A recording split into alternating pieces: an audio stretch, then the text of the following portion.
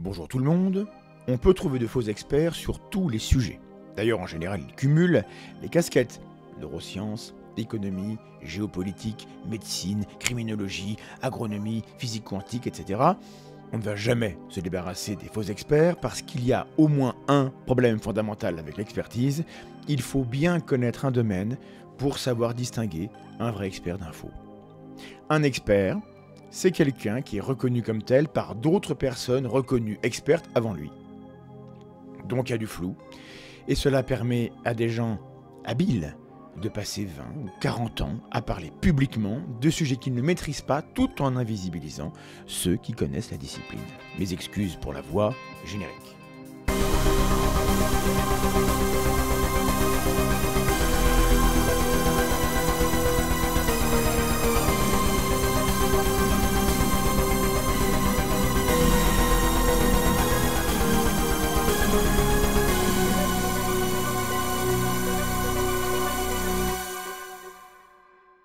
La complosphère est remplie de faux experts percés à jour qui poursuivent leur carrière loin des médias mainstream qui souvent les ont fait connaître, en décriant une doxa, une parole vérolée des élites, la corruption généralisée des méchants qui les rejettent parce qu'ils sont vraiment trop brillants et qu'ils dérangent en haut lieu, bref, la narration classique. Dans la sphère de ceux qui s'opposent au discours complotiste, on trouve des experts aussi.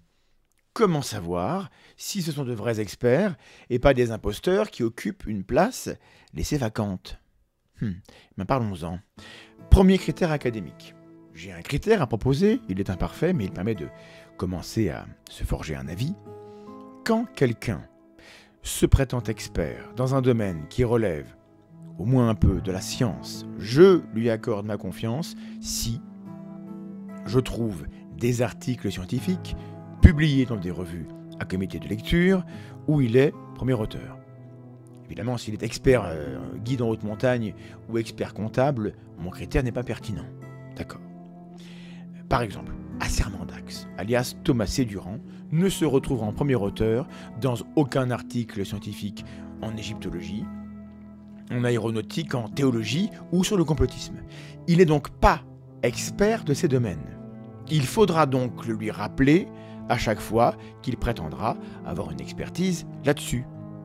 Je compte sur vous. Ça ne veut pas dire que ce type-là, Assermendax, a forcément tort quand il aborde ces sujets. Parce qu'on peut espérer qu'il n'est pas demeuré, qu'il sait lire ce que les experts disent et qu'il sait en rendre compte honnêtement. Mais s'il est honnête, il rappellera à chaque fois que nécessaire qu'il n'est pas expert du sujet. Bon. Maintenant, pourquoi traiter ce sujet-là? Pourquoi parler des expertises discutables autour du complotisme? Sur la question du complotisme, on compte pas mal d'experts francophones qui, depuis 20 ans au moins, publient des travaux scientifiques, enseignent à l'université et écrivent des livres pour le grand public. Ces gens ont a priori toute ma confiance, nous en avons reçu sur la chaîne, je vous parle de leurs livres quand ils sortent, certains sont d'ailleurs derrière moi, et ils me font l'amitié de me donner un avis sur mon travail lorsque j'aborde leur domaine. Et puis il y a des gens qui prétendent être experts du complotisme, mais qui donnent tous les signes de l'imposture, voire de comportements qui ressemblent à celui d'en face. Et donc, j'en parle ici pour plusieurs raisons. Un, c'est la ligne éditoriale de la chaîne, de débunker les discours faux qui se revendiquent de la science. C'est ce qu'on fait, c'est ce que je fais. Peut-être que je le fais mal, mais il y a une logique derrière, et donc c'est pas nouveau, c'est pas une toquade, ça appartient à la trajectoire qui est la nôtre depuis le début en fait. 2. Il est pour moi primordial que la sphère sceptique, zététique, du fact-checking, on l'appelle comme on veut, soit en mesure de montrer qu'elle sait faire un travail que la complosphère ne fera jamais. Dénoncer les faux experts en son sein, rappeler qu'il faut être prudent quand on écoute une personne qui dit une chose qui, a priori, va dans le sens de nos idées. Nous devons rappeler les vertus épistémiques et tendre vers l'exemplarité. On va échouer, bien sûr, je ne suis pas exemplaire, mais j'essaye. Et 3, l'imposture est quasiment toujours accouplée à des comportements toxiques qui visent à discréditer la parole critique, mettant en danger le faux expert. Donc les imposteurs du monde de l'anticomplotisme ne sont pas seulement des parasites qui vivent au crochet de la crédibilité qu'une communauté s'est construite, ils ont toujours pour priorité de détruire les éléments qui les mettent en danger, de construire un narratif qui endigue la critique qu'on pourrait leur adresser, et ce sont en général les personnes les plus utiles à notre sphère qui sont celles qui vont les premières relever les problèmes. Donc, ces parasites ont pour but de détruire les meilleurs d'entre nous. Et ça, c'est dommage. Après avoir vu plusieurs personnes se plaindre d'être harcelées au point où elles ont choisi de mettre entre parenthèses leur activité, j'avais le choix, moi, de continuer mon chemin tranquillement, de continuer à faire des émissions qui n'ont rien à voir. Après tout, personne ne m'a attaqué sur ce terrain. J'aurais pu la jouer tranquille, paisible, chacun chez soi, et j'ai choisi plutôt de mettre les mains dans le caca pour refuser la maltraitance des lanceurs d'alerte, les gens qui font un travail de fond, mais que vous ne connaissez pas parce qu'ils sont discrets, ils sont dans l'ombre. Voilà. Donc, moi, dans cette affaire, pour être clair entre nous, je n'ai que des coups à prendre. Je n'ai pas d'intérêt personnel à venir remuer tout ça, sauf l'intérêt supérieur, qui est aussi le mien, que la sphère sceptique soit saine. En tout cas, pas malsaine au point où tout le monde est toxique avec tout le monde. Donc, bon. En parlant de toxicité, se pose la question, est-ce qu'il faut anonymiser, anonymiser ou pas? Avant de commencer, un dernier point, très important. Faut-il nommer les personnes dont je parle ou cacher leur nom? Dans cette vidéo, comme souvent, je vais donner le nom des personnes et voici pourquoi. Il y a 3 raisons. 1. L'anonymisation, c'est un leurre. J'ai devant vous ici le devoir d'être extrêmement précis dans les reproches que je veux formuler. Je ne veux pas balancer les gens sous le bus sans raison, je ne veux pas lancer des rumeurs, je dois être exemplaire dans ma critique. Donc il faut que je cite avec exactitude les propos, que je les mette dans leur contexte. Et parce que je vais utiliser essentiellement des propos publics, vous pourrez toujours les retrouver et savoir de qui on parle. Des gens motivés à aller pourrir et insulter ceux que je critique trouveront comment faire. Ne le faites pas, soyez pas débiles, mais ceux qui veulent le faire, évidemment, personne ne pourra les en empêcher. Donc taire le nom de ceux que je critique n'a pas de sens parce que ça ne résout rien. C'est juste un peu hypocrite, et c'est pas trop mon truc, l'hypocrisie. Deuxièmement, dans le cas qui nous occupe, la crédibilité des gens dont je parle, c'est ça le problème. Nous parlons de faux experts qui passent dans les médias de manière assez massive, qui se font un nom, qui acquièrent une forme d'influence, et qui prennent indûment la place de celles et ceux qui travaillent. Comment voulez-vous qu'on trouve une solution si on ne nomme pas les concernés? Il faut nommer les BHL, les Bogdanov, les Jean-Dominique Michel, les Idrissa Berkane, les Stéphane Bourgoin. Sinon, rien ne les s'arrête, évidemment. On est obligé de le faire. Et enfin, 3, débunker, ce n'est pas harceler. Le travail de débunkage n'est pas un harcèlement ni un appel au harcèlement. Si vous allez insulter ces personnes, ou vous pointez sous chacune de leurs interventions pour les rabaisser, faire de l'ad personam, les intimider, vous êtes un problème au moins aussi important qu'elle et vous mériterez, ce qui vous arrivera quand la justice trouvera le temps de se pencher sur ce genre de comportement. Mais, si une fois alerté par cette vidéo par exemple, vous posez des questions pertinentes sur la validité de leurs propos, de leur CV, de leur pertinence à affirmer des choses sur un sujet, alors vous leur donnez la possibilité de démontrer que ma critique était injuste. Il faut donc les nommer pour que vous puissiez vérifier, vous poser des questions et que les personnes en face puissent répondre en disant « Voilà ce qui a été dit sur moi, voilà pourquoi c'est faux ». Et dans ce que je vais vous dire, parce que ça va durer longtemps, il y aura peut-être des imprécisions, il y aura sûrement des phrases qu'il ne fallait pas dire comme ça, et les personnes en face auront raison de se défendre là-dessus, au moins, pour écarter les problèmes et les imprécisions. Donc il faut être précis, et pour ça il faut nommer. Il y a d'autres situations dans lesquelles on veut cibler un comportement général, une tendance, une ambiance, auquel cas on peut citer des sources de personnes qui ne sont pas des personnalités publiques, et alors on peut anonymer parce que le sujet c'est pas la personne, c'est la tendance générale. Mais là c'est pas le cas aujourd'hui. Aujourd'hui on parle de 2 personnes en particulier, Et donc il faut les nommer. Je vais vous parler aujourd'hui de Madame Marie Pelletier et de Madame Stéphanie Lamy. Pourtant je cherche, je suis sur la brèche. Je rappelle 2 petites choses. Jusqu'à présent, mes vidéos ont ciblé uniquement des hommes. Et depuis des années, sur cette chaîne, nous rappelons régulièrement, et on nous le reproche, que le monde de la zététique est un peu trop masculin, qu'il faut que plus de femmes y trouvent leur place, y sentent bien et apportent leur contribution. Et c'est le cas, par exemple, de Nendili, docteur en sciences, qui est notamment une importante contributrice au travail de débunkage de M. Casasnovas. Et c'est le cas de Yogina, qui a travaillé sur une critique rationaliste du yoga, du New Age et du monde du bien-être. Elle a alerté sur les arnaques, les dérives sectaires, sur les dangers pour la santé, sur les viols qui ont lieu dans les ashrams. Bref, c'est une débunkeuse utile. Ces 2 femmes, qui apportent des contributions bénévoles tout en restant anonymes et ne tirent donc aucun profit de ce travail, contrairement à moi par exemple. Ces 2 femmes ont été harcelées sur Twitter par Madame Pelletier et Lamy et certaines personnes qui les écoutent. Ce ne sont pas les seuls. Je reviendrai en fin de vidéo sur les comportements parce que mon propos principal n'est pas de jouer l'arbitre entre des gens qui se critiquent sur Twitter, mais de vous expliquer pourquoi les alertes zététiques carillonnent dans ma petite tête quand ces dames s'expriment. Je suis triggered, en quelque sorte.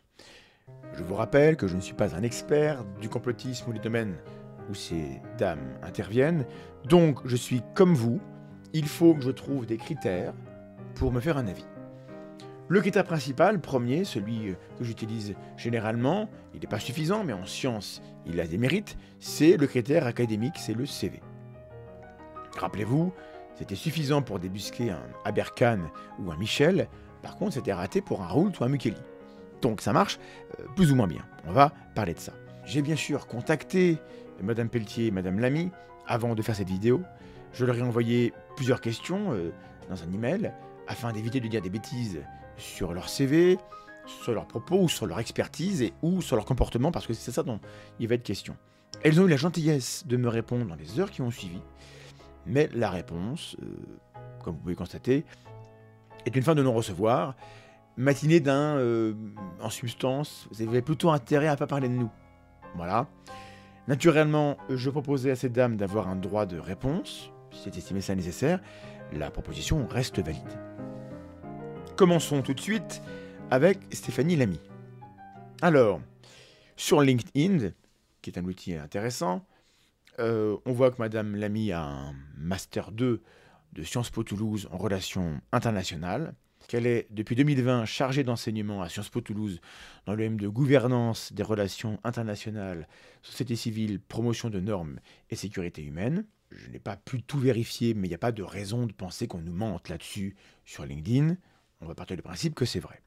En 2021, elle aurait été chercheuse pour le projet Danaïde.org, projet qu'elle avait fondé en 2010 et qu'elle présente ainsi sur le site. Je cite et je traduis en français. C'est une agence de marketing stratégique des médias sociaux spécialisée dans l'exploitation de l'engagement des communautés en ligne et hors ligne pour renforcer l'image d'une marque et encourager la collaboration entre une marque et sa base de clients.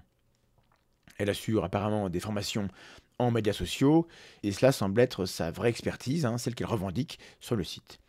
Une expertise en marketing stratégique des médias sociaux. Comment communiquer sur les médias sociaux. Un document de 2020 ou 2021, mais je pense que c'est 2020, indique qu'elle prépare un PhD, donc un doctorat, et un livre sur la désinformation. J'ai cherché, sans trouver de traces de ce doctorat sur les sites universitaires, et d'ailleurs son CV en ligne ne mentionne pas ce doctorat, donc je ne sais pas ce qu'il faut en penser à ce niveau-là. Sur le site expert.fr, Stéphanie Lamy se présente comme une spécialiste des opérations sémantiques, entre parenthèses stratégie de désinformation, une spécialité qui ne semble exister nulle part ailleurs sur Internet, je n'ai pas trouvé. Ça me rappelle un néopolitique que Aberkan avait inventé. Alors on trouve de la sémantique opérationnelle en informatique. La sémantique en elle-même, c'est de la linguistique. et ce n'est pas le domaine de compétence de Madame Lamy, donc je ne sais pas ce que c'est que ces opérations sémantiques, et elle n'a pas répondu à ma question sur le sujet. Voilà, donc déjà le CV est intriguant, avec un domaine d'expertise qui semble avoir été inventé par la personne en question, ce qui n'est pas souvent très bon signe. Regardons ensemble son activité sur les réseaux. Madame Lamy a été bannie 3 fois sur Twitter, son compte a été suspendu pour des comportements apparemment embêtants, et son compte actuel, régulièrement mis sous cadenas, est le vecteur de pas mal de conflits sur les réseaux. Je vais prendre un exemple de conflit ou de comportement bizarre, c'est l'affaire Pierre Palmade. Alors, en février et mars 2023, quand l'affaire éclate, Madame Lamy accuse publiquement Pierre Palmade de consommer des images pédopornographiques et affirme qu'il est protégé. Et c'est pour le moins étonnant, à mon avis de non-expert de la pensée complotiste, de retrouver ici ce genre de rhétorique. Je vous lis le tweet. « Oh, quelle surprise! Un gars protégé par une flopée de gens qui ont tout intérêt à entretenir ses addictions et qui a des comportements à risque pour les autres, évidemment qu'il a aussi des images d'enfants qui sont violées. » Madame Lamy supprime ses propos quand l'enquête montre le contraire. Madame Lamy, Madame Pelletier suppriment apparemment beaucoup de propos sur Twitter, ce qui ne facilite pas vraiment la reconstruction des événements. Mais, en même temps qu'elle supprime ce tweet en question, Madame Lamy explique dans un autre tweet qu'elle est victime d'une instrumentalisation de ses propos à des fins diffamatoires. Et donc par mail, je lui ai demandé quelle réaction elle aurait préféré recevoir après des accusations infondées de pédocriminalité. On n'aura pas la réponse. Elle ajoute d'ailleurs ce jour-là, voilà l'explication, Pierre Palmade aurait bien consulté un contenu de viol d'enfants, un propos qui s'appuie sur un témoignage anonyme à ma connaissance. Je vais me fendre d'un commentaire de non-expert. Je pense que Madame Lamy aurait aussi bien pu ne pas commenter l'affaire Palmade. Il y a des tas de gens, comme moi, qui n'ont pas commenté l'affaire Palmade. Et d'autres qui ont analysé le traitement médiatique sans se prononcer sur les faits, dont en fait on ne sait rien à part ce que les médias en disent, sachant que les enquêteurs en savent plus que nous et que c'est leur boulot de le faire et que nous, du coup, peut-être qu'il faudrait mieux qu'on attende que la justice travaille. Et ce qui est étonnant, c'est que ce commentaire incriminant est produit par une personne qui, depuis 10 ans, 2010, 13 ans, est à la tête d'une agence spécialisée dans la communication sur les réseaux sociaux. Je suis au moins autant étonné que vous. Les débuts de l'animosité, j'ai l'impression que Stéphanie Lamy est entrée un peu en guerre contre les fact-checkers après que certains d'entre eux ont critiqué des propos de Sandrine Rousseau. Le 11 mars 2022, lors d'une conférence, la politicienne Sandrine Rousseau parle de la chasse aux sorcières. Ces propos ont été débunkés sur Twitter, notamment par les chercheurs en histoire Florian Besson et Catherine Rido-Kikuchi, et jusque dans la presse, pour leurs arrangements avec la réalité historique. Je ne vais pas revenir sur le fond, les experts ont parlé, si on peut dire. Bien sûr, Sandrine Rousseau est la cible de très nombreuses attaques sexistes injustifiables, mais qui ne sont pas non plus un sauf-conduit pour échapper à la critique et dire « Ah non, mais si tu me contredis, tu es un sale mascu ». Il faut être au-dessus de ça. Un tweetos, dénommé Gromf, c'est un pseudo, auteur de quelques traits critiques sur les dingueries de Madame Rousseau, a dès lors été dans la ligne de mire de Mesdames Pelletier et Lamy, et leur agressivité a contribué à ce qu'il quitte Twitter il y a quelques jours. Bon. De manière générale, Stéphanie Lamy a une certaine expertise dans l'injure sur les réseaux sociaux. Alors bien sûr, chacun peut perdre son calme ponctuellement, ça m'est arrivé. On peut balancer une injure, on peut perdre pied. Il ne faut pas en tenir rigueur aux gens, mais on peut remarquer quand ça devient un pattern lourd, quand ça devient une méthode quasiment. Et l'injure chez Madame Lamy, c'est récurrent. Et je ne vais pas commenter plus avant cela. On va passer au cas de Marie Pelletier. Marie Pelletier est très régulièrement invitée dans les médias. C'est une habituée des plateaux. Elle connaît tout le monde dans les rédactions. Elle s'est construit un réseau d'influence à tel point qu'elle jouit d'une protection institutionnelle dont je reparlerai plus tard quand je vais évoquer les méthodes d'intimidation. Marie Pelletier jouit d'un statut d'experte validé par les médias, y compris dans les sphères proches de la nôtre, et tout ça, ça crée de l'influence. Faisons un historique rapide. En 2015, dans une tribune pour Libération, elle se présente elle-même ainsi, chercheuse, entre parenthèses, Syrie, complotisme, questions interculturelles et enseignante à Bruxelles. À partir de 2017, elle se présente comme historienne, chercheuse et enseignante à l'Institut pédagogique de Bruxelles, par exemple dans la conférence Rendez-vous l'image à Grenoble. À partir de 2021, elle se présente dans les médias comme la RTBF comme une historienne et spécialiste de la propagande.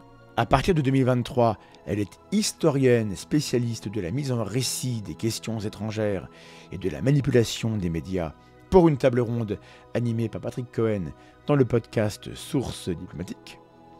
Sur France Culture, la même année, Marie Pelletier, historienne, chercheuse et enseignante, idem sur France Inter, et sur Télérama, on parle de l'universitaire Marie Pelletier. On parle de dizaines d'interventions dans les grands médias. Alors, mon sentiment de non-expert, c'est qu'il est inhabituel qu'un expert change aussi souvent le périmètre de son expertise. On n'a pas le temps de devenir expert quand on change tous les ans d'expertise. Ceci étant, pour éviter que mon propos soit mal compris, faisons deux précisions. Parfois, c'est l'intervieweur qui se plante, le journaliste qui donne un titre pour un autre ou profession, et parfois on le découvre trop tard parce qu'on n'a pas toujours le temps ou le droit de lire le texte avant qu'il soit publié. Ça peut arriver.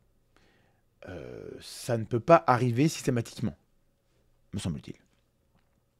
Et deux, attention, je ne prétends pas qu'on n'a pas le droit d'aller dans les médias et de parler de complotisme quand on n'est pas un expert ou une experte. On peut très bien être un analyste pertinent, un observateur, on peut être journaliste, reporter, enquêteur et partager ce qu'on a découvert, on peut témoigner d'un vécu, d'une lutte, d'un militantisme, donner son avis personnel sur des mesures à prendre ou éviter. On a alors ironiquement plus de liberté qu'un expert, dont la parole est limitée à des questions de ce que la science établie donne à savoir ou à douter. En tout cas, me semble-t-il, le premier devoir de celui qui veut mériter qu'on l'écoute, c'est d'éviter de se faire passer pour ce qu'il n'est pas.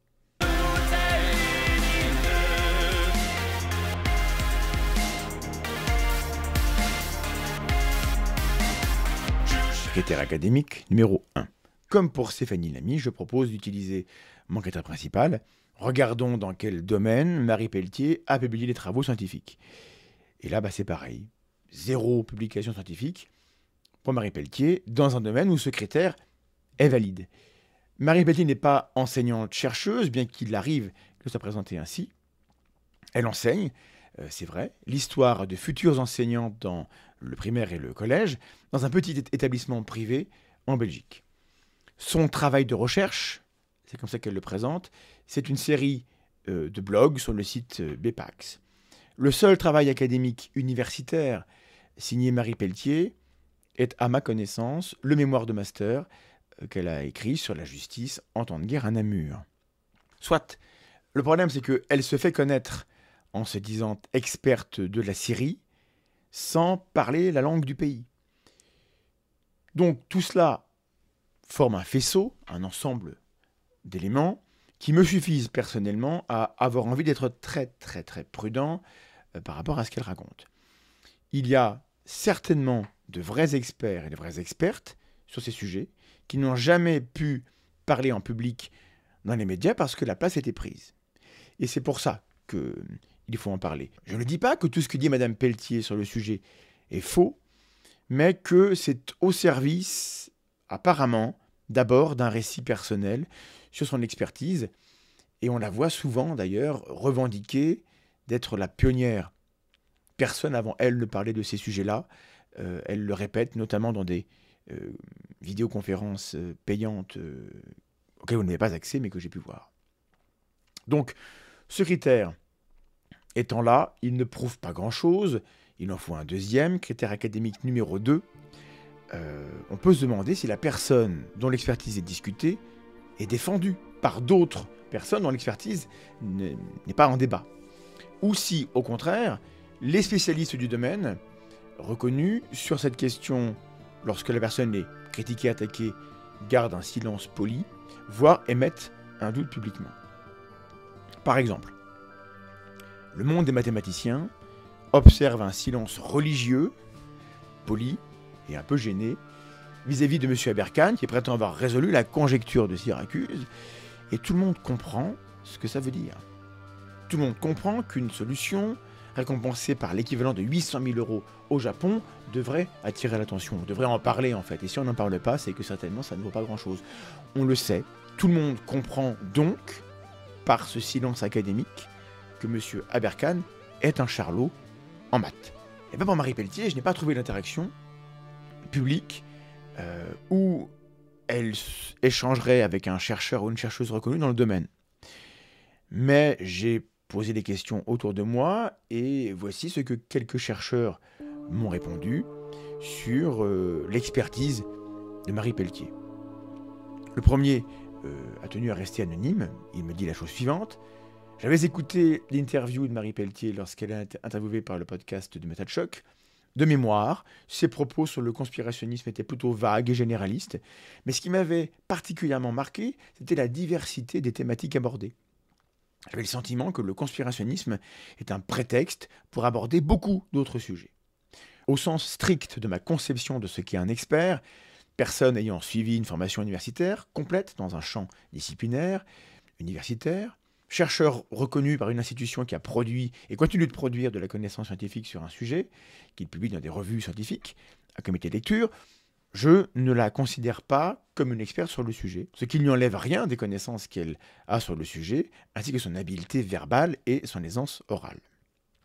Un deuxième expert anonyme sur la prétention de Marie Pelletier et de Madame Lamy d'ailleurs, à être parmi les premières à parler du complotisme en français, il me dit ceci. En français, on a déjà Angenot, Moscovici, Girardet, Taguieff et Poliakov qui nous renvoient aux années 80-90, donc ce n'est pas possible. Comme je vous disais, en 2016, on était 2 à parler de complotisme, c'était Rudi Reichstadt et moi, soyons clairs, c'était ça. Bon, maintenant, voilà, avec le Covid, machin et tout, plein de gens se sont découverts, des bunkers, fact-checkers, tout ce qu'on veut. Bon, je portais quand même toute seule des questions extrêmement compliquées, encore une fois, sachant qu'on était genre 3 personnes dans le monde francophone à travailler sur le complotisme. C'était vraiment une autre époque. Je le dis parce que maintenant, vous savez qu'il y a 10 000 experts qui sont sortis du chapeau, mais c'était vraiment pas le cas. Alors aujourd'hui, c'est très facile de parler de complotisme dans les conférences, je vous le dis souvent, c'est devenu un sujet très mainstream et tout. Pas du tout le cas en 2016. Donc en 2016, quand on donne des conférences sur le complotisme, c'est dur, c'est houleux. Un troisième expert a accepté de me répondre. Les gens qui débarquent en disant « le complotisme, ce n'est pas ça, mais c'est ça », ont tendance à m'agacer. Ça ressemble vraiment à du Dunning-Kruger. Marie Pelletier se pose en précurseur, ce qui ressemble de nouveau au narcissisme des complotismes, avec l'aplomb. Il faut lui rappeler qu'en langue française, les précurseurs sont Véronique Campion-Vincent et Pierre-André Taguieff, qui ont écrit 2 beaux livres en 2005, sur lesquels on s'est basé pour notre étude en 2007. Et on peut aussi évoquer le chapitre d'Olivier Klein et Van Dalen en 2010. En plein montage, il m'envoie un message pour me dire « Pour compléter la liste des vrais précurseurs et précurseuses au niveau francophone, ne pas oublier évidemment Conspiracy Watch et Rudi Reichstadt qui a commencé en 2007. Adrien Bangerter a publié dès 2011. J'ajoute Sébastien Dieguez et Nicolas Gauvry, avec qui nous avons publié en 2015, Sylvain Delouvet qui a publié en 2015, et aussi David Leiser, Sacha Bourgeois-Gironde et son ancienne étudiante Elisa Darier en 2011-2012, ou encore la thèse de Julien Giry en 2014. Ça fait du monde. Une dernière chose, le fait d'attribuer systématiquement à du sexisme toute critique de la part des hommes quand on est une femme est ce qu'on appelle en psychologie sociale l'attribution à la discrimination, sans négliger qu'une part des critiques puisse l'être, mais ce n'est pas le cas de mon échange. Et c'est signé Pascal Wagner-Aguerre, que vous connaissez au moins un peu, qui a échangé avec Marie Pelletier sur Twitter. En septembre 2022, l'échange a été relativement médiocre. Après qu'elle a proposé à Madame Pelletier qu'elle supprime son tweet à elle, comme ça il pourrait retirer le sien, parce qu'elle ne veut pas tout qu'on la critique, et là-dessus, elle l'a bloqué. Le comportement sur les réseaux. Marie Pelletier et Stéphanie Lamy suppriment très souvent leurs tweets. Ça, on l'a déjà vu. Mais Internet oublie mal, et on peut retrouver certaines prises de parole que vous n'attendez pas, je suppose, de la part d'une spécialiste du complotisme, qui met par ailleurs en avant son militantisme féministe. En octobre 2021, Marie Pelletier se moquait déjà des débunkers. Regardez, elle nous dit « Attention, du haut de mon expertise, je vais débunker Zemmour. Alors quand il dit que les musulmans fomentent un plan pour remplacer la population française, attention, c'est faux, je suis neutre et je ne prends pas position. En tant qu'experte, je veux juste rappeler les faits. Voici pour appuyer mon propos. » Et elle montre un graphe ridiculement complexe. Bon. Alors, je vais être charitable. En filigrane de cette critique, sa position, c'est qu'il faut politiser le propos, sans quoi on ne répond pas vraiment à la désinformation politique.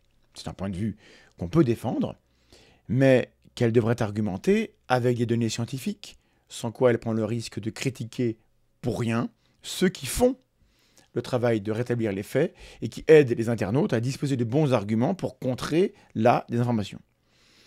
Et ça, politiquement, ça ne peut que profiter aux démagogues et aux menteurs, et je suppose que ce n'est pas le projet. En mars 2022, une sorte d'antagonisme s'installe. Comme pour Stéphanie Lamy, puisque leurs destins sont liés, la chronologie est la même, c'est le débunkage de quelques dingueries de Madame Rousseau sur les sorcières qui installe un malaise.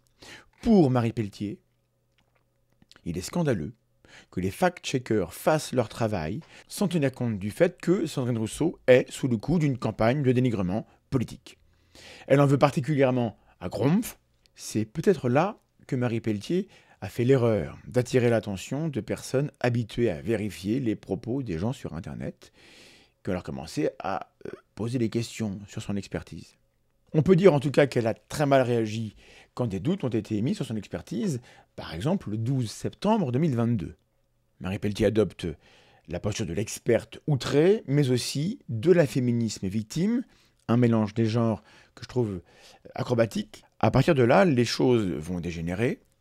Marie Pelletier et Stéphanie Lamy vont systématiquement demander à leur communauté de dénoncer le harcèlement des quelques personnes qui écrivent des threads pour débunker leurs propos publics. Elles incitent tout le monde à leur demander de se taire. Et puis, il va y avoir une pratique décomplexée du doxing, ainsi que des intimidations juridiques. Mais avant ça, il faut parler du dossier par lequel j'ai appris leur existence, et où j'ai constaté des manières que je juge, je vais être poli, totalement inacceptables. Je crois qu'on peut dire ça comme ça. Voilà, c'est inacceptable. Avant novembre 2022, je n'ai pour ainsi dire jamais entendu parler de Madame Pelletier et Lamy. Moi, je me documente essentiellement dans les articles de recherche. Or, elles n'y sont pas. Elles n'apparaissent pas dans cette littérature. En novembre 2022, se produit un événement grave qui a fait beaucoup réagir dans le milieu de la lutte contre le complotisme et la désinformation. C'est l'attaque extrêmement violente contre Antoine Daoust, orchestrée par François et Idriss Aberkan. Mesdames Pelletier et Lamy vont, à cette occasion, faire l'impasse totale sur la stratégie à l'œuvre, sur l'offensive sans précédent, sur les conséquences dans le paysage du fact-checking, quand le site Fact and Furious finit par fermer sous la brutalité de la campagne de haine qui se déverse. Elles vont préférer critiquer les fact-checkers. Donc il faut que je vous ramène dans le contexte de l'époque. Nous sommes le 22 novembre 2022.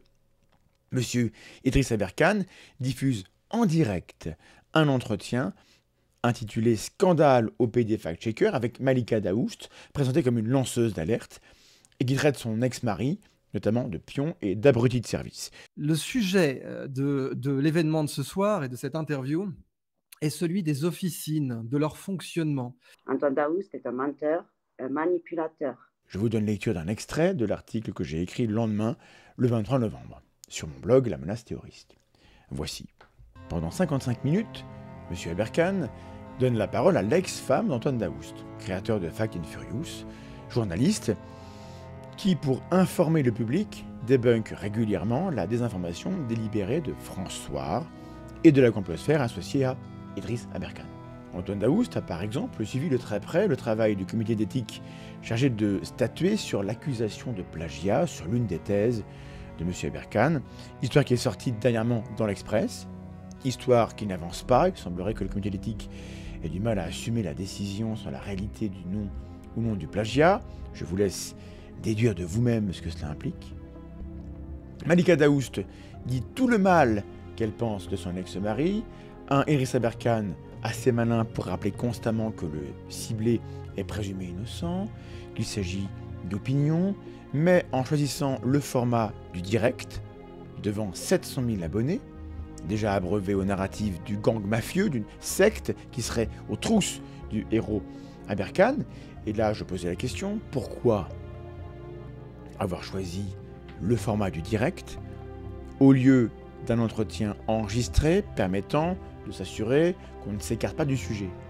Peut-être, répondais-je, en prévision de la difficulté de plaider de ne pas être responsable des propos tenus s'ils avaient été le résultat d'un choix lors du montage. Puisque c'est du direct, Malika Daoust est la seule qui devra assumer les propos. Manœuvre habile si un éventuel juge s'y laisse prendre. Fin de la parenthèse. Donc ce sont des propos là dont vous êtes responsable. Hein. Je suis responsable, oui. La seule personne qui peut condamner Antoine Daoust, c'est un juge. Cependant... J'ai porté plainte contre lui pour coups et blessures aggravées sur moi et sur mineurs. Voilà, ça c'est grave. Ok, donc ça ce sont les propos que vous assumez ce soir. Hein. Je les assume, oui. Les accusations reposent pour l'essentiel sur la seule parole du témoin. Selon elle, et avec l'assentiment d'Idriss Aberkan qui choisit de publier l'entretien, Antoine Daoust est un menteur, un arriviste, un escroc qui maquille et vend de fausses ordonnances ou tests PCR, un journaliste corrompu et un mari violent. Alors bien sûr, si c'est vrai, c'est très grave, comme d'habitude, avec les histoires balancées par la complosphère. Si Antoine Daoust est coupable, je veux qu'il soit puni. Mais quand on veut la justice, et pas juste détruire la vie d'un individu, ou pousser à la violence une communauté déjà prompte aux menaces et au passage à l'acte, je vous renvoie vers l'agression de Thomas Huchon, on ne se lance pas dans une attaque brouillonne sur la chaîne d'un polémiste en recherche désespérée d'un moyen de raviver l'adhésion de son public. Le monde du journalisme est vaste, l'histoire de Malika Daoust pourrait intéresser n'importe quelle rédaction où le respect des principes déontologiques permettrait de savoir que les journalistes ont procédé à des vérifications avant de publier le témoignage. Les journaux sont remplis de gens aux idées diverses, aux sensibilités de tous bords, et vous trouverez toujours quelqu'un pour s'intéresser aux casseroles de n'importe qui. Ici, nous devons nous contenter de la crédibilité d'Aberkan-Azalbert, et c'est gravement insuffisant. On sait qu'ils ont désinformé dans le passé, ils n'ont jamais montré de remords. Les intérêts de Malika Daoust et la valeur même de sa parole sont donc gravement mis en péril par cette stratégie de communication. Le témoignage de Malika Daoust intervient dans un contexte où la parole des victimes de violences et d'abus se libère. Nous encourageons ce mouvement de fond, afin que les victimes se fassent entendre et qu'on épargne le même sort à de futures potentielles victimes. C'est d'autant plus important que bien des obstacles se dressent encore contre la reconnaissance et la répression des violences faites aux femmes. Si Malika Daoust a été la victime de mauvais traitements de la part de son ex-mari, c'est grave. Il faut que son statut de victime soit reconnu. Mais évidemment, dans le contexte très conflictuel d'un divorce, qui se passe mal, les accusations méritent d'être accueillies avec précaution, parce que ça pourrait être faux. Dans les deux cas, ce n'est pas censé avoir d'impact sur la crédibilité de sa parole concernant la prétendue corruption d'Antoine Daoust. Idriss Aberkan aurait dû être prudent et ne pas mélanger les registres, sauf si, comme d'habitude, il compte enfumer le public à l'instant présent en exploitant la lenteur du travail d'enquête nécessaire pour contrer son baratin. Cette histoire a tout de l'assommoir, un moyen commode pour discréditer Antoine Daoust dans tous ses prochains travaux, dont certains concerneront certainement M. Idriss Aberkan. Au final, Idriss Aberkan et François multiplient les allégations, les soupçons, les insinuations, tout en prétendant remettre sur les seules épaules de Malika Daoust toute la responsabilité de ce qu'il publie. Antoine Daoust aurait fait de fausses ordonnances et de fausses PCR. Si c'est vrai, c'est grave, mais si c'est faux, c'est pas nous, c'est Malika. Il me semble que dans cette analyse, je n'ai pas négligé l'importance des violences conjugales. Au contraire. Sur les faits de violence, est-ce que j'ai un avis personnel? Oui. Est-ce que j'ai plus d'informations que vous? Oui, un petit peu. Est-ce que je connais la vérité? Je ne sais pas. Je vais attendre que le procès se tienne, et vous devriez faire pareil. Je n'ai pas vu d'analyse de ce genre sous la plume de nos deux expertes. Elles ont choisi un angle bien différent qui semble essentiellement motivé, j'ai le regret de vous dire, par un ressentiment évoqué plus tôt. 22 avec l'affaire Fast and Furious, parce que c'est le prolongement de l'affaire sorcière. Tout le monde a défendu corps et âme le pauvre homme attaqué par sa méchante femme qui allait parler chez Aberkan. Mais personne n'avait même une petite réserve, au moins, sur l'histoire des violences conjugales. De dire, peut-être quand même que sur ça, il faut être prudent. Ne fût-ce que ça. Madame Pelletier et Madame Lamy dans l'affaire Fast and Furious. Stéphanie Lamy prétend que nous avons fait silence radio sur les violences conjugales. Vous voyez bien que c'est pas vrai. Selon elle, si Malika Daoust s'est tournée vers la complosphère, ce serait à cause de la couillésion organisée autour d'Antoine Daoust. Pour Marie Pelletier, c'est à peu près la même chose. Elle dénonce, tenez-vous bien, la convergence des bits.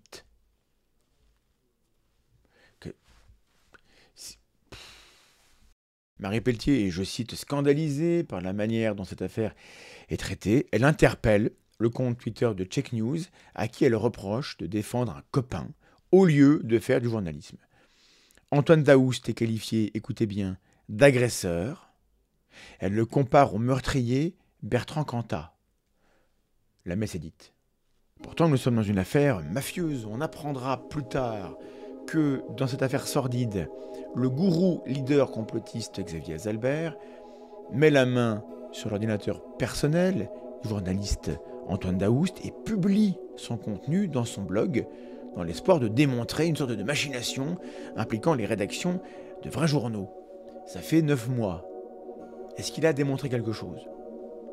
On apprendra encore qu'un homme de main du millionnaire Xavier Azalbert s'est rendu au domicile d'Antoine Daoust et de sa nouvelle compagne pour les intimider. Et ça s'est passé quand? Le 23 novembre, le lendemain de la vidéo de M. Aberkan. Azalbert lui-même, au téléphone, se fend d'une proposition dite d'un mafioso. Je cite, « J'ai le pouvoir de faire annuler les plaintes si vous me cédez Fast and Furious ». N'oublions pas que, dans la chronologie des événements, Malika Daoust a déposé ses plaintes seulement 5 jours avant le chantage à domicile. Et dans les jours qui suivent, c'est l'avocat de Xavier Azalbert qui devient le représentant de Malika Daoust. Vous sentez le côté poisseux, le côté omineux de tout ça? Je crois que tout ça est assez grave pour qu'on se montre prudent dans sa manière d'en parler. Une parenthèse pour dire 2 mots sur la nouvelle compagne d'Antoine Daoust, dont le pseudonyme est Yogina, qui est une contributrice de la série nationaliste. Elle a été la victime de procès d'intention, de slut-shaming, de doxing, de propos sexistes et d'images à l'avenant de la part de François et d'innombrables internautes. Elle tient notamment un site de lingerie qui a été doxé par Azalbert. Le harcèlement subi a été intense et prolongé, et on pourrait s'attendre à ce que des spécialistes du complotisme très investis dans le féminisme en parlent. Mais non. Et pourtant, mesdames Lamy et Pelletier ont abondamment tweeté sur l'affaire. Presque tous les jours. Donc c'est mystérieux. Pour voir un travail d'analyse de l'instrumentalisation des violences conjugales, il faut se tourner vers la chaîne du Foualier. Allez voir. Et ma vérité sortira blanchie de tout ça tout tard. Moi si j'avais tort, je serais le premier à Marie Pelletier et Stéphanie Lamy contre les fact-checkers. Mécontentes du traitement de cette affaire de manipulation, de guerre de l'information et de tentative d'extorsion, mesdames Pelletier et Lamy ne décolèrent pas et elles vont tweeter sur l'affaire, abondamment, tous les jours. Stéphanie Lamy se fait journaliste pour commenter l'affaire comme si vous y étiez. D'abord, elle la découvre, elle juge aussitôt les accusations, je cite, étayées, et elle s'en prend directement au fact-checker. 27 novembre, j'avais raté l'affaire Antoine Daoust, pardon, mais j'ai dû aussi louper les déclarations du Boys Club des fact-checkers, affirmant prendre de la distance avec lui à cause des accusations étayées de violence conjugale. Oh, wait. Ensuite, elle abonde dans le sens du récit où Antoine Daoust serait coupable de menaces de mort contre son ex-femme. Le même jour, 27 novembre, selon les éléments que j'ai pu recueillir, elle, Malika, avait transmis les informations sur les violences conjugales subies, y compris des menaces de mort de la part de Daoust, à l'AFP, qui l'ont transmis à l'auteur présumé. Or, selon les infos que moi j'ai pu recueillir, il n'existe pas de menaces de mort de la part d'Antoine Daoust. Alors on fait comment? Moi je suggère de faire comme j'ai fait depuis le début, on se tait. On se tait sur le volet des violences conjugales, parce qu'on ne sait pas. Le 28 novembre, ça continue, je cite, « La manière dont Antoine Daoust a fait dévier l'attention depuis les violences conjugales vers le harcèlement qu'il subit, plus la manière dont la solidarité s'est construite autour de lui, colle aussi à la stratégie de l'agresseur. Beaucoup de faisceaux concordants. Son récit, à Malika, est plus que crédible. Je me permets de signaler que les faits concordent également avec l'hypothèse qu'il serait innocent, en fait. Mais Madame Lamy a choisi de lire les éléments sous un seul prisme, avec tous les biais de confirmation qui vont avec. C'est pas des méthodes, hein. C'est pas comme ça qu'on fait pour analyser quelque chose. C'est inquiétant si son travail, c'est de former les gens sur comment on communique ou comment on traite des informations sur les réseaux sociaux. Le lendemain, 29 novembre, ça continue. Je cite, « D'autres trucs m'interpellent aussi. Antoine ne semble pas avoir de revenus, alors que Malika, elle, bosse. À partir du moment où il commence à avoir un peu de notoriété, il se barre avec une autre meuf. Elle dit aussi, dans la vidéo, qu'il refuse qu'elle et ses enfants se fassent vacciner. Comme si c'était acté qu'il avait le pouvoir de lui imposer cela. Une forme de contrôle coercitif. » Et là-dedans, il n'y a rien qui va parce que toutes les infos qui sont citées, moi j'ai des informations contraires, qui disent que c'est pas ce qui s'est passé en réalité. Qu'est-ce que Madame Lamy sait au juste de la vie de couple, du travail, des relations, des gens dont elle parle? Les sources dont je dispose ne corroborent pas tout ça. Au sujet de la vaccination d'ailleurs, les propos de Malika chez Aberkan vont dans tous les sens. Je vous mets au défi de comprendre exactement ce qu'elle raconte. Alors évidemment, à aucun moment, Madame Lamy ne considère qu'il faudrait douter des graves accusations de Malika Daoust, mises en scène par un collectif de complotistes. À aucun moment, elle ne se dit qu'elle fait le jeu de cette manipulation en enfonçant le journaliste ciblé. En stratégie de désinformation, on doit appeler ça une idiote utile, je suppose. Ceci dit, attention, je ne suis pas un expert. Dès le 29 novembre, Stéphanie Lamy s'embrouille carrément avec le gérant du compte Check News, la rubrique de fact-checking de Libération, qui fait plutôt un bon travail. C'est ce qu'elle leur dit.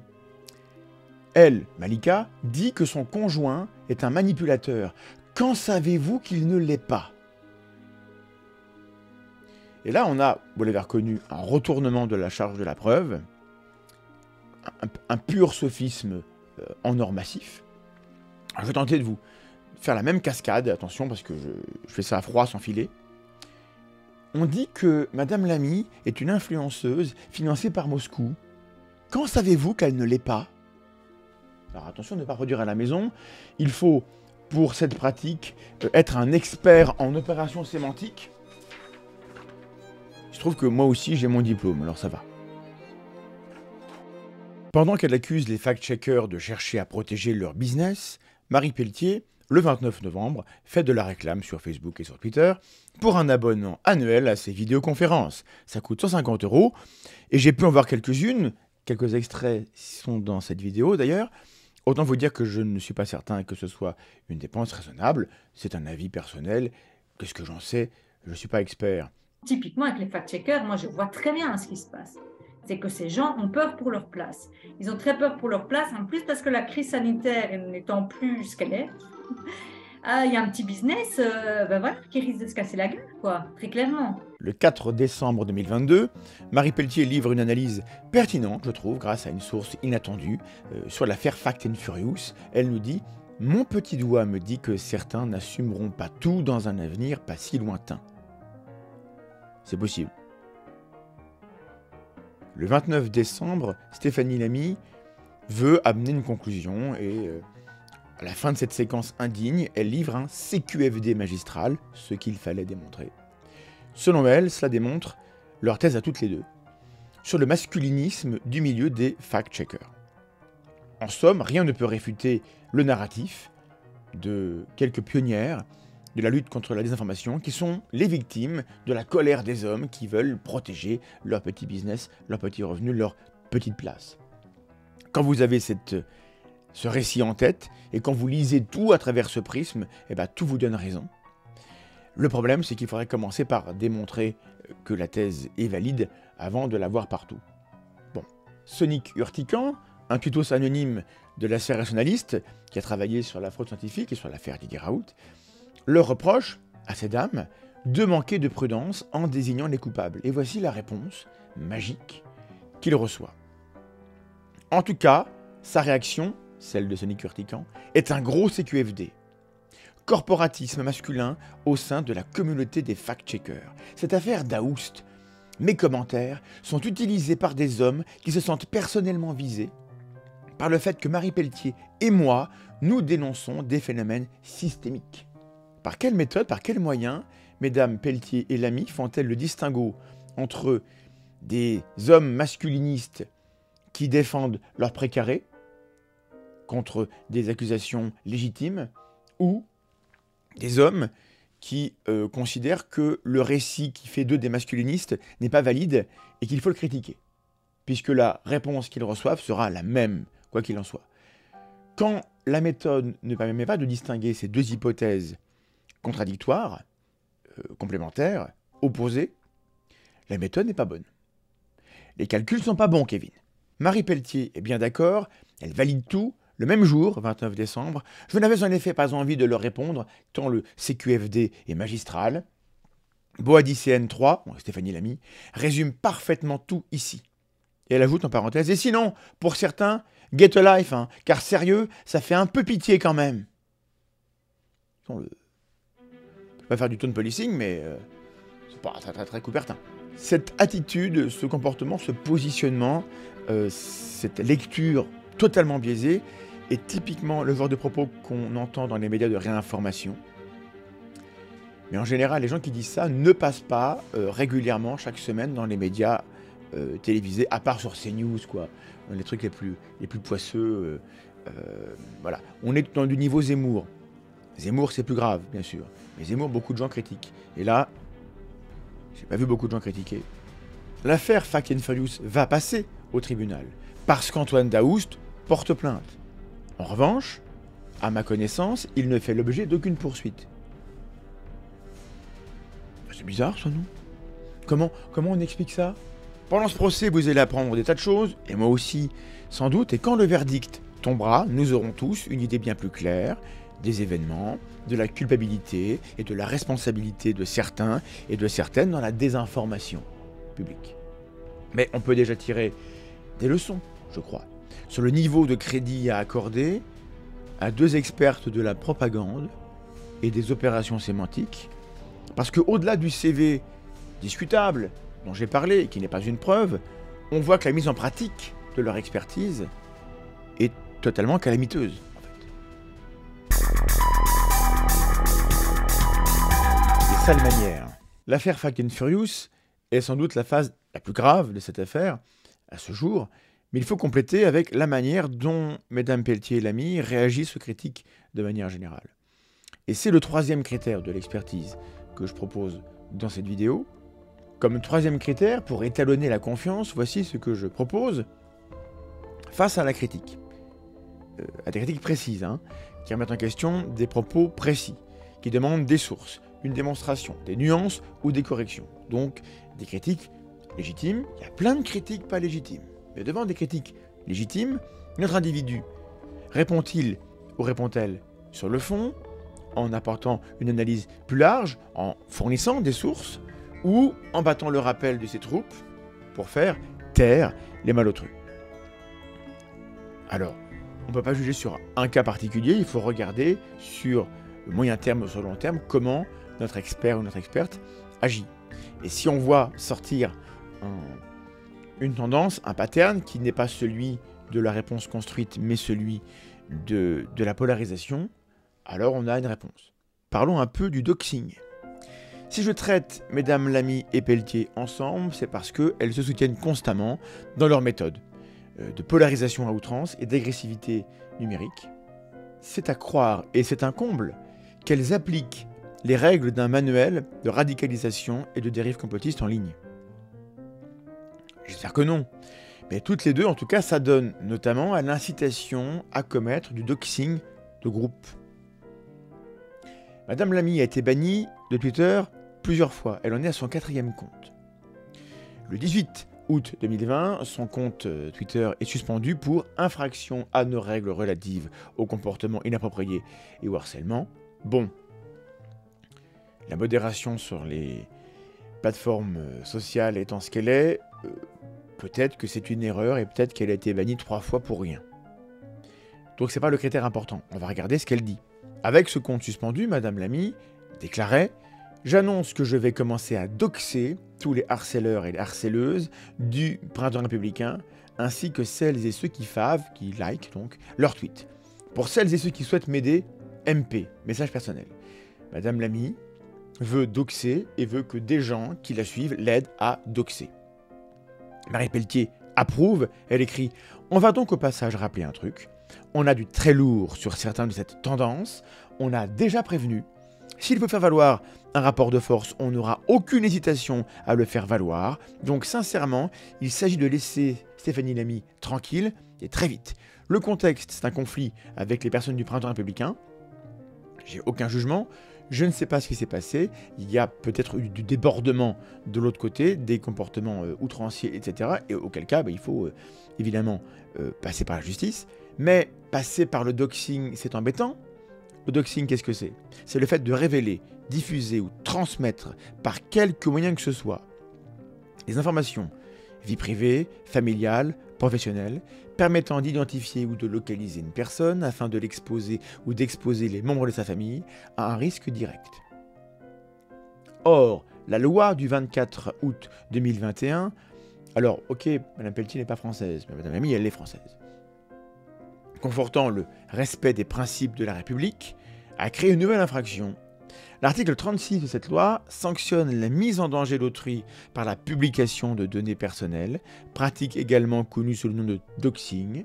Les peines vont jusqu'à 3 ans de prison et 45 000 € d'amende. Est-ce normal que Madame Lamy demande à des gens qui la suivent de se rendre coupables d'un délit passible de 3 ans de prison? Est-ce que c'est normal que Marie Pelletier approuve? Il y a d'autres exemples qui datent de 2019, mais avec son compte actuel, Madame Lamy n'a pas vraiment changé de méthode. En mars 2023, Laurent Thomas l'a signé à la Pharos pour diffusion publique d'informations privées. Donc ça continue. Il y a des gens qui demandent à Madame Pelletier d'arrêter de les harceler sur Twitter. C'est le cas d'un chercheur du GIEC. Ces comportements en ligne me semblent particulièrement graves parce que on a affaire à quelqu'un, Madame Pelletier en l'occurrence, qui joue d'une protection institutionnelle. Et je crois qu'une telle situation, ça oblige un peu.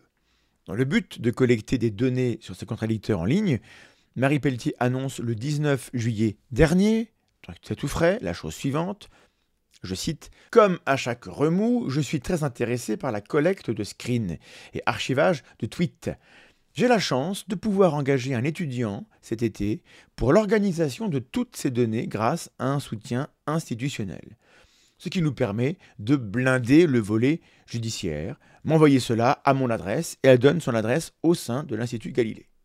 Quelqu'un a donc trouvé pertinent de financer un job d'été étudiant pour collecter les informations sur les auteurs d'un harcèlement présumé. Bon, ok, écoutez, no comment. Sachant que je suis aussi soutenue dans ma plainte par l'Institut pour l'égalité des femmes et des hommes, qui est une institution en Belgique qui soutient, bon, qui ne me soutient pas du tout, soyons clairs, hein, on va vite se le dire. Sauf que, enfin, je suis assez déçue de leur accompagnement, c'est pour ça que je le dis, mais il y a quand même quelque chose de très positif, ils payent mes frais de justice, donc ça... Je crois que l'Institut supérieur de pédagogie Galilée et que l'Institut pour l'égalité des femmes et des hommes, 2 instituts belges, sont disposés à défendre une femme victime de harcèlement sexiste, et c'est très bien qu'ils le fassent, parce qu'il faut le faire, mais je ne suis pas certain que les critiques de la sphère rationaliste sur la validité de l'expertise et des prises de position de Mme Pelletier relève de cette mission. Et si on fait un mélange des genres, on met à égalité le harcèlement sexiste qu'elles subissent certainement et les critiques légitimes des gens qui disent « Mais attendez, ce que vous racontez, en fait, il y a des problèmes », ça ne rend pas service du tout à Mme Pelletier et à la défense de ses droits en tant que victime de harcèlement. Parce que moi je cherche, je suis sur la brèche, et ce que je trouve. L'avocate de Marie Pelletier a adressé un courrier à au moins 3 personnes de la sphère sceptique, et donc sûrement à d'autres, des personnes qui produisent du vrai débunkage sur Twitter et qui sont réellement utiles pour décortiquer et réfuter les narratifs de la complosphère. Je vous rappelle que dans l'état actuel des connaissances de la littérature, le débunkage, ça marche. Le débunkage, c'est efficace, ça n'est pas une panacée, il ne faut pas s'en contenter, mais on en a besoin. Et donc les gens qui font ce travail-là, je préférerais qu'on les défende un peu, quand ils sont défendables. Et notamment, de ces personnes, je n'ai lu aucune attaque personnelle, aucune insulte, et donc aucune chose qui pourrait, pour moi, ressembler à du harcèlement. Et je pense que l'avocate de Mme Pelletier est d'accord avec moi, parce que dans l'un de ces courriers que j'ai pu lire, qui est une mise en demeure, l'avocate ne mentionne aucun propos incriminable. Il n'y a rien. C'est des généralités, et pourtant on exige que le destinataire, je cite, cesse immédiatement et définitivement ses agissements délictueux. Donc évidemment c'est du bluff, c'est de l'intimidation judiciaire. Et j'ai l'impression que l'argent de l'Institut pour l'égalité des femmes et des hommes, qui finance tout ça, est utilisé pour payer un courrier qui ordonne de se taire à des débunkers sans pouvoir leur dire en quoi leurs propos violent la loi. Et comme ils ne violent pas la loi, évidemment, ça ne sert à rien parce que toute plainte qui serait déposée derrière cela aboutirait à perdre le temps de la justice. Donc cette intimidation, elle ressemble à ce dont on a parlé sur la chaîne. Je vous renvoie vers les contenus où on parle des procédures Bayon, procédés fétiches des gourous et influenceurs de la complosphère, qui attaquent bien en tête les gens qui les contredisent, parce qu'ils ne supportent pas d'être contredits. Finissons avec la dernière escalade en date, l'événement qui pour moi était la goutte. Je me suis dit, il faut que je fasse quelque chose, je me sens en devoir de faire quelque chose. Tout récemment, Nendili et Gromph ont quitté Twitter, pour diverses raisons, et notamment la violence des attaques répétées de Mme Pelletier, Lamy et de leurs followers.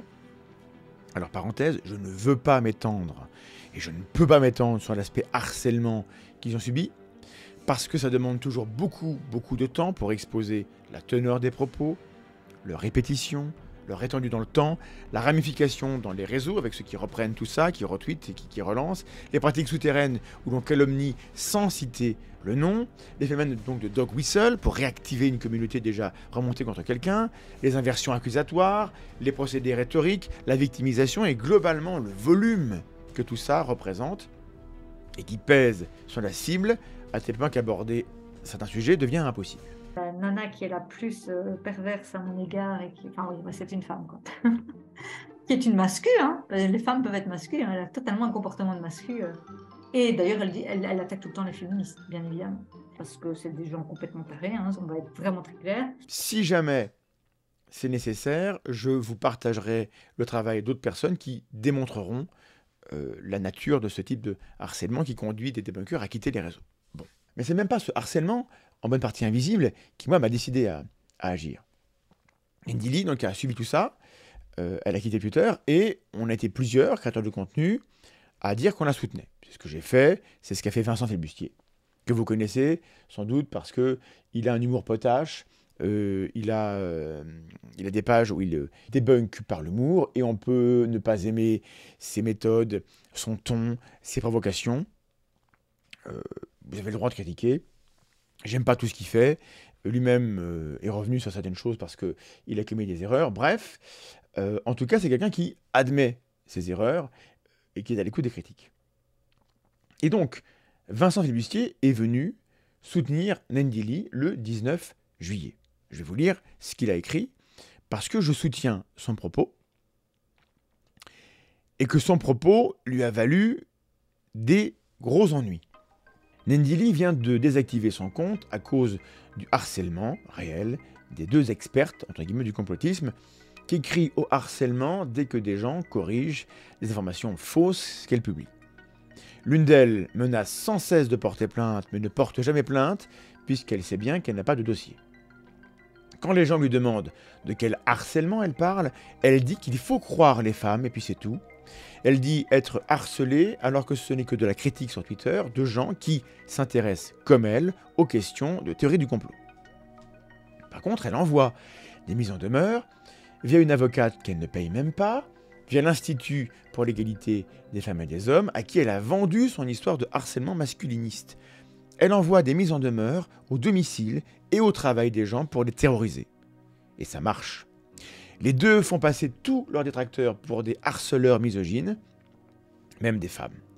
Elles empêchent toute possibilité de débattre en bloquant à tour de bras, puis s'insurgent que des gens critiquent des propos émis publiquement. Lorsqu'on est une personnalité publique, lorsqu'on s'exprime sur Internet, on peut être critiqué. Le harcèlement, ce n'est pas les 5 threads en 2 ans qu'a fait Ndili sur leurs fausses infos. 5 threads en 2 ans contre des dizaines ou des centaines de tweets contre Ndili. Le harcèlement, c'est, pour protéger son petit business et sa visibilité médiatique, broyer des femmes comme Ndili pour les empêcher de critiquer ses erreurs. C'est dégueulasse. Signé Vincent Flibustier. Bon, le jour même, Marie Pelletier répond que c'est minable et insignifiant. Bon, ok, c'est son avis. Le lendemain, qui n'est pas le 20 août, mais le 20 juillet, vous allez voir, Stéphanie Lamy réagit d'abord sur l'orthographe du mot misogyne, plutôt que sur le fond, et en retweetant des insultes, comme quoi il serait une grosse bouse ou un étron, voilà, bon bref, des trucs de... Et puis, très vite, le même jour, elle défouraille l'arme nucléaire, une accusation liée à la pédocriminalité. Je vous lis ce qu'elle a écrit. Nous sommes le 20 août, c'est le 20 juillet 2023, et il y a encore des gens qui suivent, donc donnent de la visibilité, à Vincent Flibustier, alors que celui-ci a piqué une photo d'enfant à une contact de Facebook pour la mettre sur un site pédoporno, histoire de lui donner une leçon. Marie Pelletier ne prend pas sa distance, elle like et retweet les messages de soutien à Stéphanie Lamy et retweet un thread qui porte des accusations assez proches. Dans cette affaire, Marie Pelletier like plus de 50 tweets à charge contre Vincent Flibustier, et notamment 2 messages qui établissent que le combat politique est plus important que la vérité. Le combat politique est plus important que la vérité. Elle a liké un tweet qui dit que la vérité, c'est pour les prêtres. Ceux qui considèrent que peu importe qu'on lance une fausse accusation tant que c'est utile politiquement, font-ils de bons experts à inviter dans les médias pour gloser sur le complotisme des autres? J'ai un avis personnel. Vincent Flibustier a donné des explications sur l'affaire de la photo d'enfant, postée imprudemment par une maman, qu'il a voulu rendre plus prudente, avec des méthodes nul à chier. Voilà. Et c'était il y a 5 ans, quand il était lui-même plus rentre-dedans qu'aujourd'hui. Il a dit lui-même, Vincent, que c'était idiot, et je suis d'accord, qu'il regrette, et c'est tant mieux, mais évidemment, il n'a jamais posté cette image sur un site pornographique. Retenons ça, quoi. Juste, c'est pas vrai. Donc d'une part, ça n'a rien à voir avec l'affaire de Ndili, avec le soutien qu'il lui accorde, mais en plus, c'est pas vrai. Vincent, actuellement, porte plainte, mais regardez ce qu'il a fait. Il a fait une chose, apparemment sans aucun effort. Je cite Vincent. Je vous préviens direct. Le premier qui va insulter, menacer ou tout autre acte violent envers une des personnes citées dans ce thread, je porte plainte personnellement contre elle. Je n'ai aucune envie que vous utilisiez ce message pour déverser votre colère, haine ou autre sur ces personnes. Je veux juste vous parler avec le cœur et vous dire ma vérité. Si vous déconnez, non seulement je trouve ça inacceptable, mais ça ne fera que valider leur récit. Vincent Flibustier demande explicitement aux gens de ne pas avoir de comportement toxique de harceleur. Une demande que je formule moi aussi régulièrement que je vous répète, ne le faites pas, je n'ai pas vu cela chez les 2 personnes dont nous parlons dans cette vidéo. Évidemment, le tweet de Madame Lamy scandalise tout le monde, ceux qui croient ce qu'elle dit et ceux qui savent que c'est une calomnie.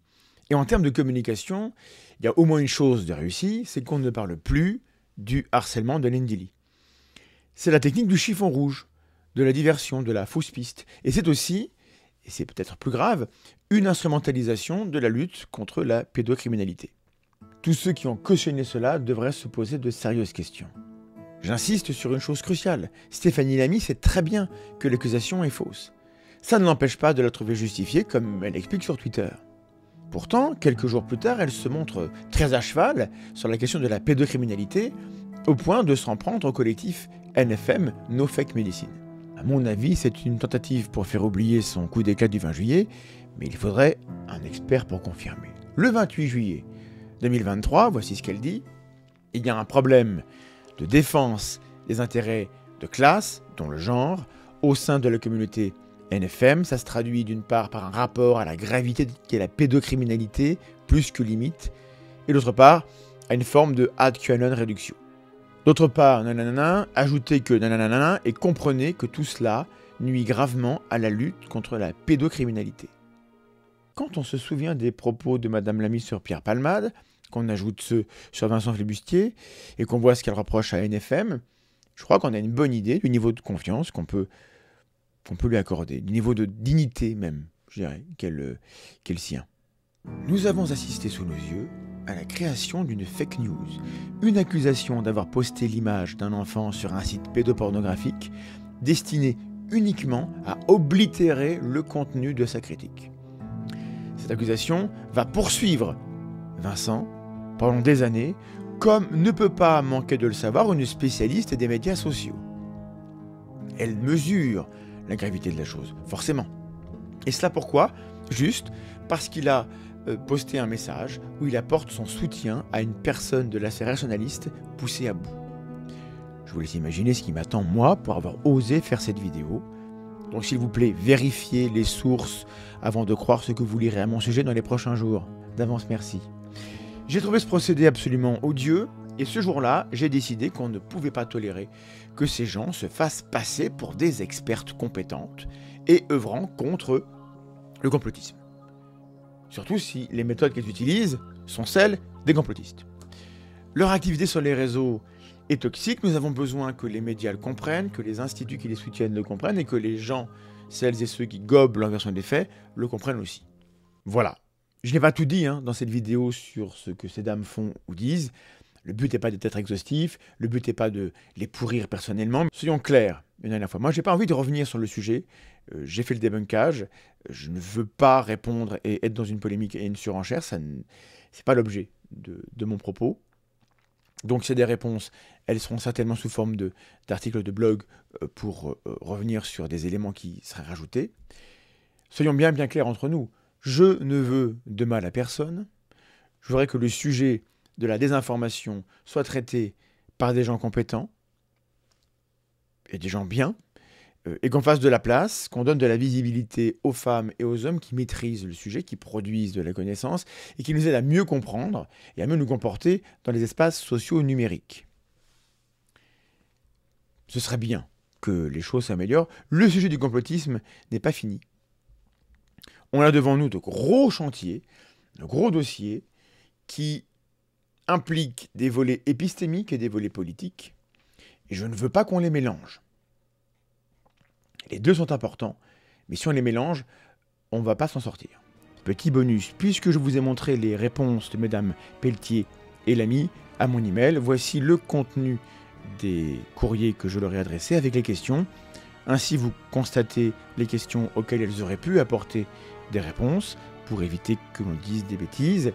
Elles sont toujours libres de le faire, évidemment. Je vous diffuserai leurs réponses au minimum via le blog La Menace Terroriste et je vous en informerai sur la chaîne. Avant de partir, s'il vous plaît, tenez compte de ces précautions finales. C'est très important. 1. Attention, Marie Pelletier et Stéphanie Lamy sont bel et bien les cibles d'attaques très nombreuses en raison de leurs engagements depuis des années. Il y a des réels harcèlements contre elles. Il n'est pas question de laisser des gens utiliser ma vidéo pour justifier leurs attaques. Même les victimes imparfaites sont des victimes. Même les bourreaux peuvent être victimes. Donc il n'est pas question de nier les attaques dégueulasses qu'elles subissent. Deuxièmement, critiquer la parole publique. Les méthodes rhétoriques ou l'imposture académique d'une personne, ça n'est pas être un adversaire idéologique ou politique. Mais, là je fais un pari, vous verrez quand même des gens répondre à ce dossier, en commentaire ici ou sur les réseaux, en formulant des reproches idéologiques, et vous saurez alors que, aux yeux de ces personnes, la vérité est moins importante que de gagner de l'influence. Et en cela, je revendique clairement une authentique différence. Je ne peux pas être plus clair. Mon volet à moi, mon intérêt principal, il est épistémique. Est-ce que ce qu'on dit est vrai ou faux? Derrière, bien sûr, on utilise des propos vrais ou faux au service d'idées et de discours, bien sûr. Mais premier critère, est-ce que c'est vrai ou est-ce que c'est faux? Et si c'est faux, alors désolé, mais je vais le critiquer. Cette primauté au volet épistémique sur la question de qu'est-ce qui est vrai, qu'est-ce qui est faux et comment on le sait, c'est pas une nouveauté, on l'assume sur la tranche en biais, c'est notre truc depuis le début. C'est la priorité. Donc c'est pas une trouvaille, c'est pas une toquade, c'est pas une manœuvre de ma part. Chers amis, prenez soin de répondre posément à toutes les provocations que vous rencontrerez en commentaire, de bien surveiller votre comportement à vous en ligne, parce que je voudrais que vous fassiez partie de la solution plutôt que du problème. Il y a beaucoup de gens de la sphère zététique rationaliste qui se comportent mal, qui donnent une mauvaise image de la zététique, ponctuellement d'ailleurs ça peut m'arriver, mais ensemble, si on travaille sur nous, on peut diminuer la toxicité en ligne. Et tout le monde pourra en profiter. Merci à tous pour votre soutien moral, financier. Sans vous, le travail que je fais ici, qui prend beaucoup de temps, ne pourrait pas avoir lieu parce qu'il faudrait que j'aille faire un travail alimentaire. C'est grâce à votre soutien que je peux le faire. Merci pour les partages, merci pour les commentaires et merci pour vos contributions à vous, en blog, en vidéo ou quoi que ce soit, à la diffusion des outils de la pensée critique.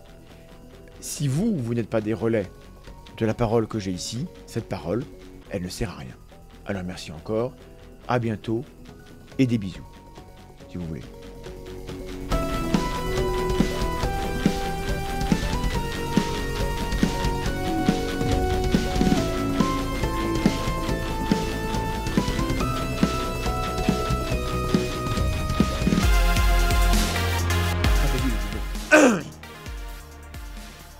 Ça va être dur.